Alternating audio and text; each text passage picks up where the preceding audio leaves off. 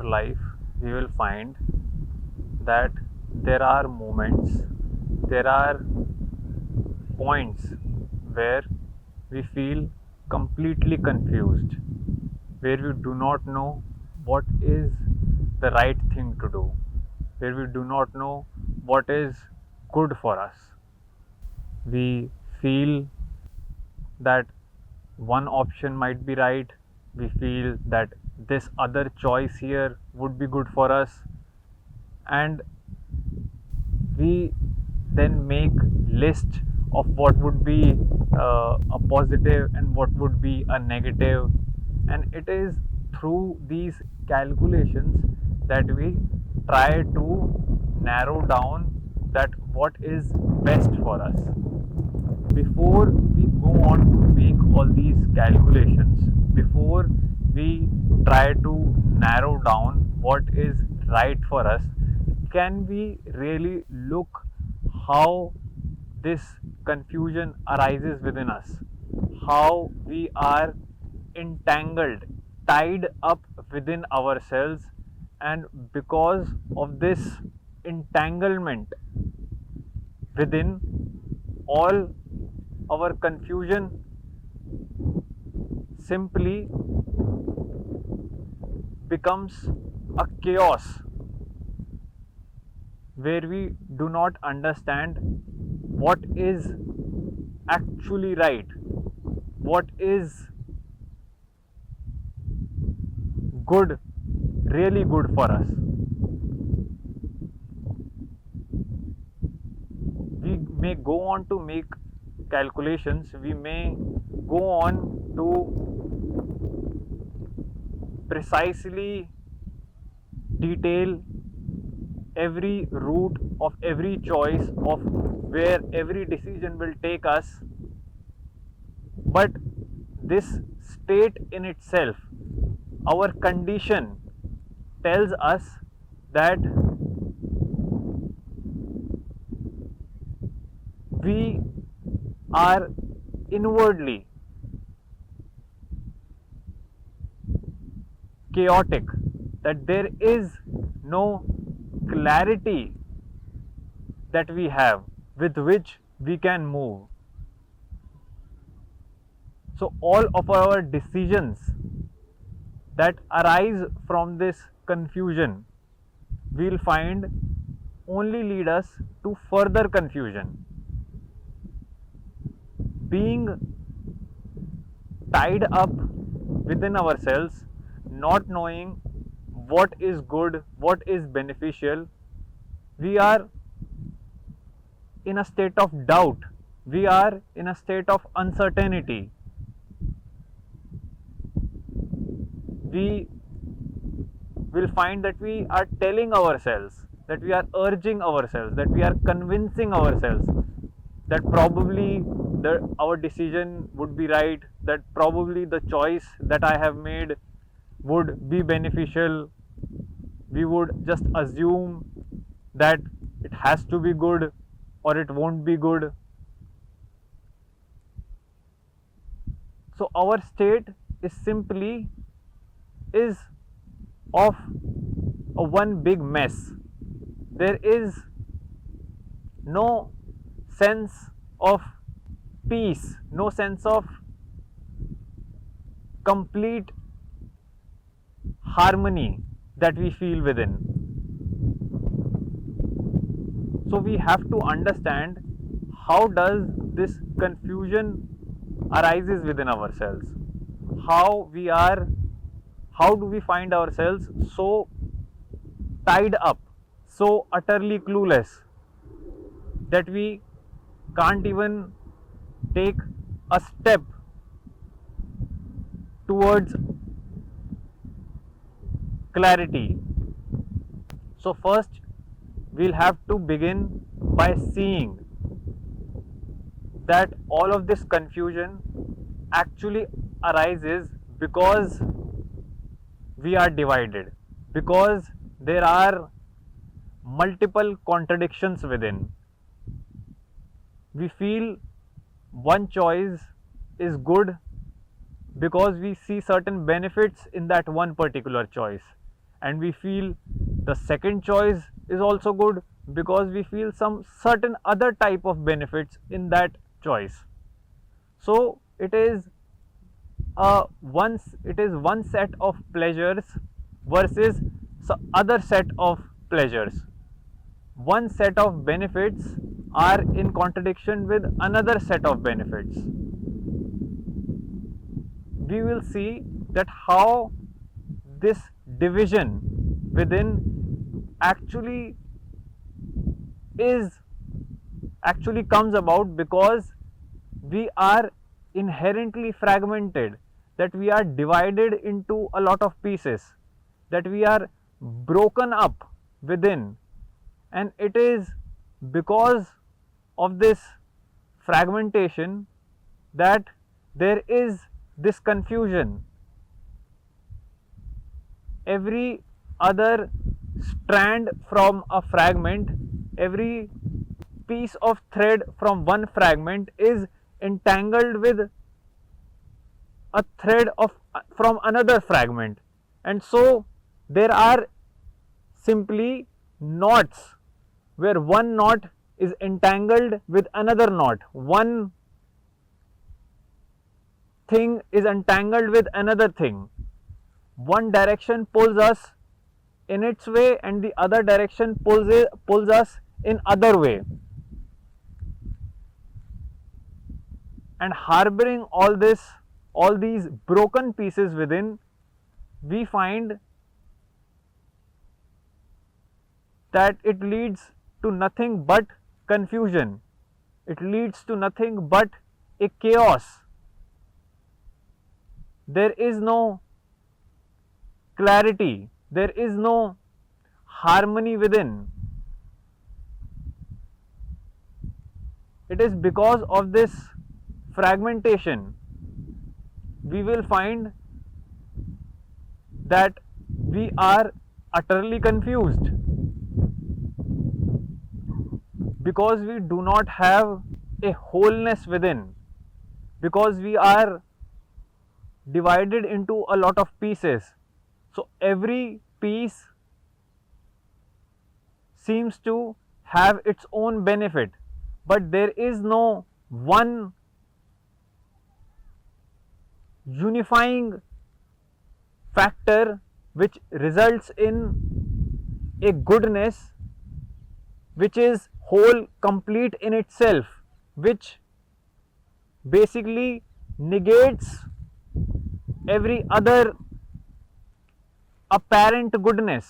One complete right which makes every other thing right. It is from this inner division we will find that we make all our choices, that we calculate all our plans and decisions. And being divided within, having all of these limits, these boundaries, we find that all our choices, every other decision is chaotic, leads us to confusion, because we have certain hard boundaries, certain strict limits within ourselves. We find that within each fragment we are caught up, that one fragment in itself feels quite important, and then other fragment in itself also feels important, and having all these fragments simply makes us more confused. So in order to find what is really good, what is actually right for us, we will have to see that we already have a certain image, a certain idea about what is good for us, about what is really the right thing. And having these ideas within, having these notions of what is best, what is good, what is right, we will find that one notion is always in conflict with another notion. And because we have these values, these principles are always in contradiction with each other. These values that we have, which result from one fragment, are in contradiction with values with other fragment. There is a piece of our personal life which is in contradiction with the part which is professional of our life.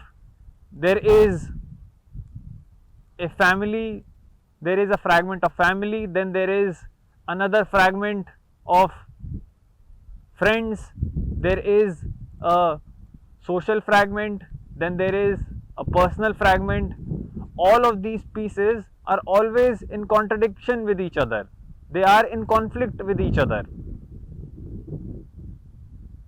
And every piece has its own values, has its own system, has its own set of principles, has its own advantages, pleasure. See, those advantages simply appear as advantages. They may not actually be really advantageous for us.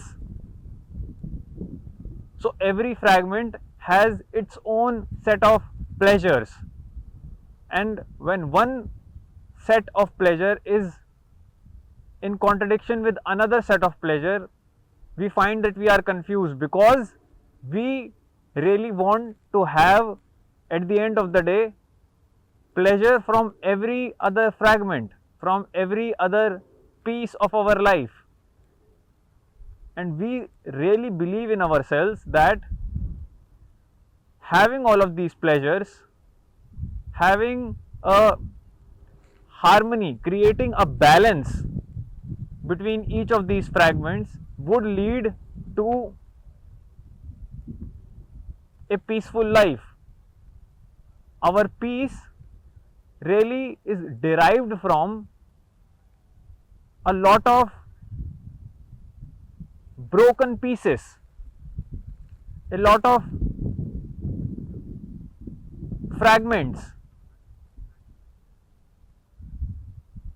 Can we really have peace like that, with so many divided parts trying to become one? Does that how we really achieve any sense of peace in our life?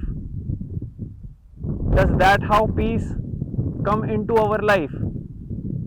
Would that clear our confusion? We think by organizing every other fragment, by placing every other piece, part of our life into its place, that is how we will make our life a complete new whole. That is how we will arrange our affairs in order.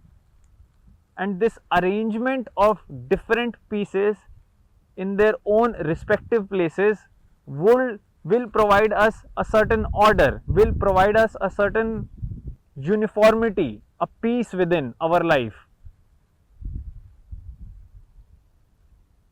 Is that really the way? Organizing, balancing, trying to arrange separate pieces together, is that really the approach? Is that a correct approach? Because all this while, this approach has only led us to confusion. It hasn't provided any clarity. So to have real clarity, we have to get rid of all these notions, the principles, the values that we have, which divide us in the first place, which creates these different fragments within,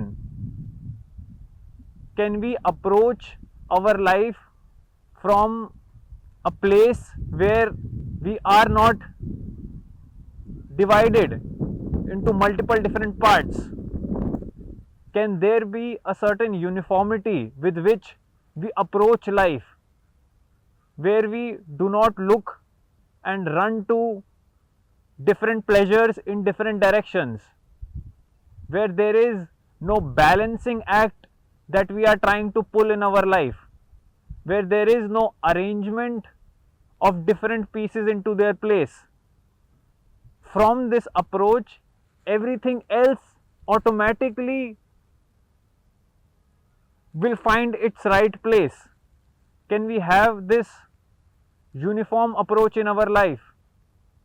To have clarity, we really have to see that within us is there space which is clear. Clarity means clear, and we see, and can we see that having so many assumptions, beliefs, certain principles that come from our cultural background, societal background, having axioms, fixed notions, ideas, images, beliefs that are the result of our past, that come from our surroundings, would carrying all of this psychological content lead to any clarity?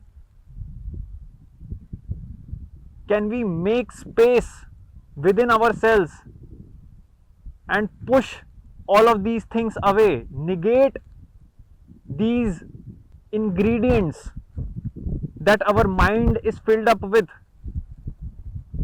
Can we actually empty our mind?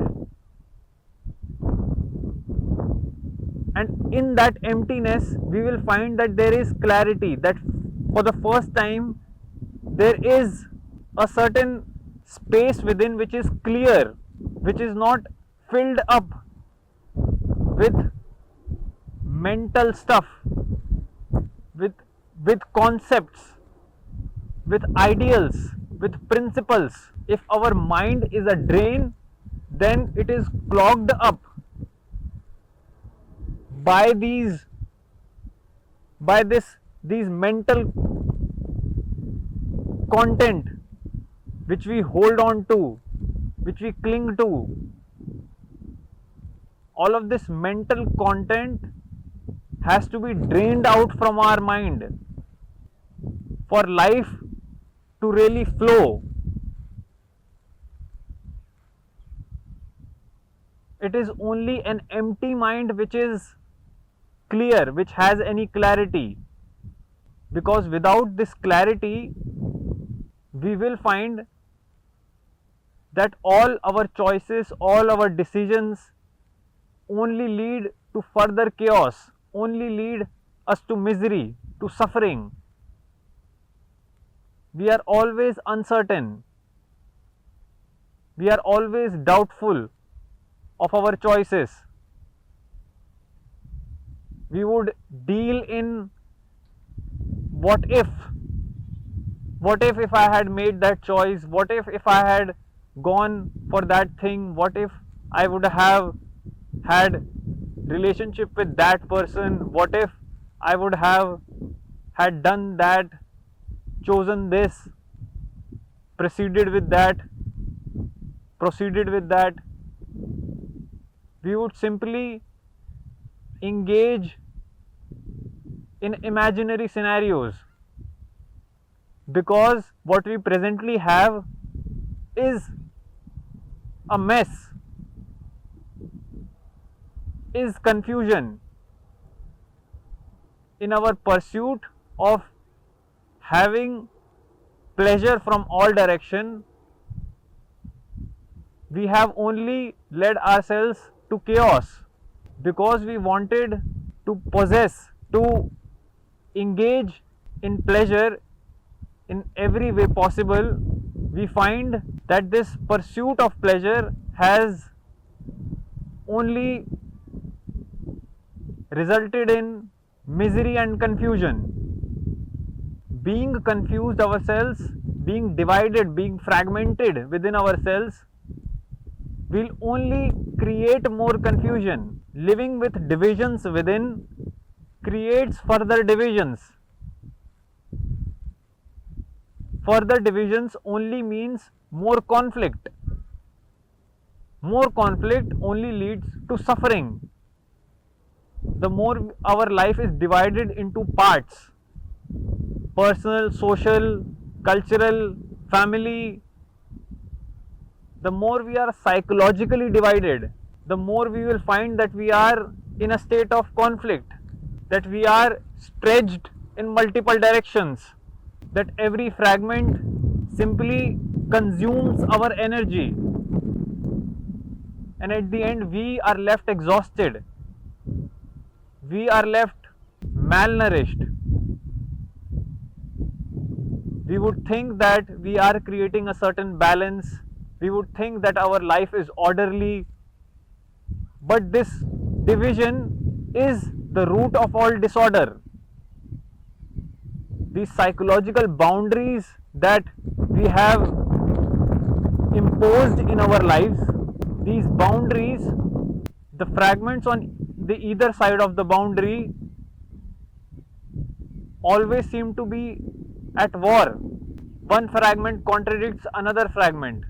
One piece has its own demand, then another piece has its own demand. And it is this mess of different parts, of different pieces, that constitutes our mind.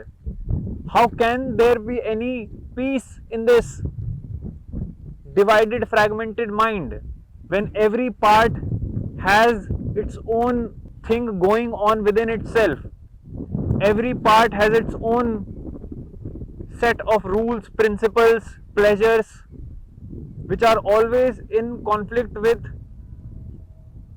the functioning rules and values of another part, and they exist within the same mind.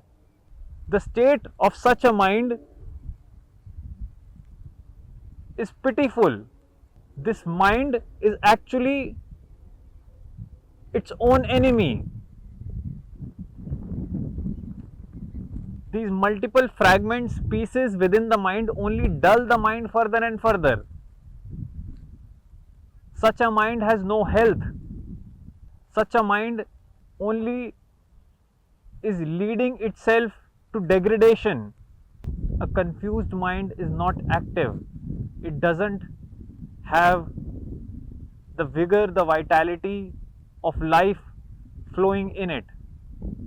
It is plagued by its own chaos, by the self-perpetuated misery. And a mind which is not fresh, which is not alive to the movement of life, has become its own worst enemy. It latches on to its environment, it clings to its surrounding for security. It finds rest, security in a mechanistic movement. It needs to be occupied all the time. It needs to be engaged in a certain activity perpetually. It wants a repetition. It only functions within a repetition, a certain routine, a certain groove in a pattern. And it is this pattern, this groove, this repetition which makes it feel secure. As long as it is running in that same routine, as long as it is following that same pattern, it feels secure, it feels safe. But as soon as it moves away from that pattern, it is taken out of its own routine. It becomes restless, it is disturbed, it goes all over the place, it is not situated to situate itself in order to be functional, in order to be safe. It has to have a repetitive routine, a pattern, an occupation, an engagement in which it finds any meaning, in which it feels safe, secure. Such a mind then depends on its surrounding. It becomes a liability to itself. It always needs occupation. It needs an engagement for its own survival, because without that occupation, it disintegrates. It is almost dysfunctional because fear sets in, because it no longer knows what else to do, if not to follow a pattern, if not to be in a routine, if not to move in the same groove. It does not know what else to do. This mind has simply reduced itself to a machine. So, a fragmented mind will inevitably lead itself to confusion, and confusion is the thing that dulls the mind further, and dulling of the mind makes the mind mechanical, and when the mind has become mechanical, that is a dead mind. It has completely separated itself from the movement of life. It has divorced itself from aliveness. It is not alive anymore. It may appear alive, it may look, it is functional, it will follow a pattern, it will have a routine, but that is simply a repetition which it will occupy itself with until it withers away, until it tires itself and ceases to exist, without understanding how one divides oneself, how one is completely fragmented, how there are so many parts of one's life that we may call it one life, but this one life is multiplied, is divided into a lot of parts, and all of these parts, even if they are perfectly balanced, cannot make up a harmonious life, cannot lead to peace. To be clear is to be empty, empty from all notions, from all principles, values, assumptions, beliefs that we carry. To be empty means to empty oneself of one's own past, to not leave the residue of experiences. To be empty is to be vigilant, to be aware of how every experience impacts the mind, and to know that experience is merely an experience. It is not truth, it is not reality. It is only in an empty mind that there is any clarity to be found. To have the flight, one has to be light within. Only then one is able to clearly see, to be able to look at life at a glance, to understand what is taking place in one look, is to have a really sensitive, perceptive mind, and one cannot perceive when one has a lot of weight of past, of ideas, of images about themselves. One has to free themselves of ingredients, the mental stuff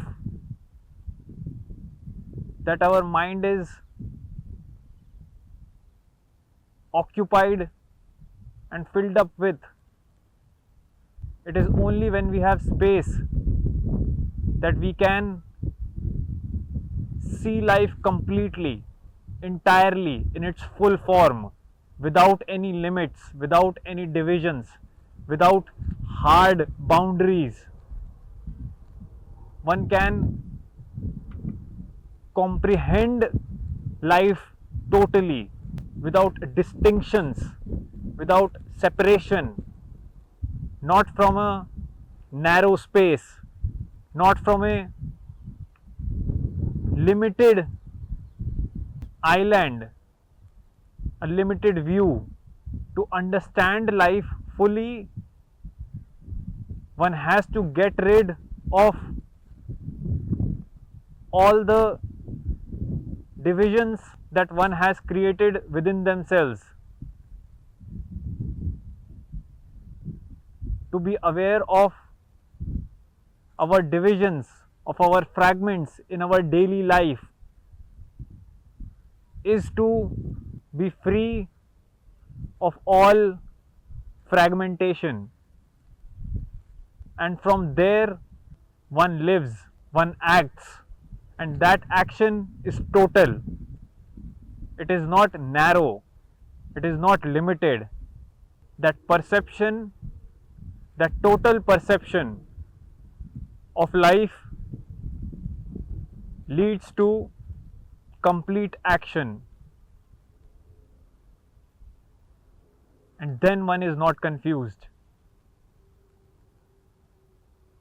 In such a space, in such a mind, there is no place for any confusion, for any chaos, for any mess. A life that is divided into multiple parts, into multiple fragments, cannot have any peace, clarity, or wisdom. To live with intelligence is to have no divisions, to have no hard boundaries within.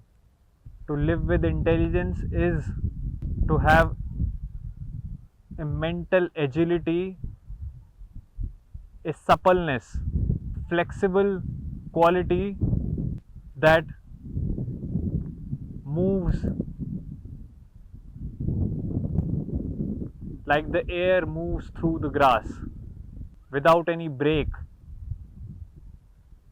without hesitations, like how the water moves through the rock, how it navigates itself from every corner, pebble, and turn.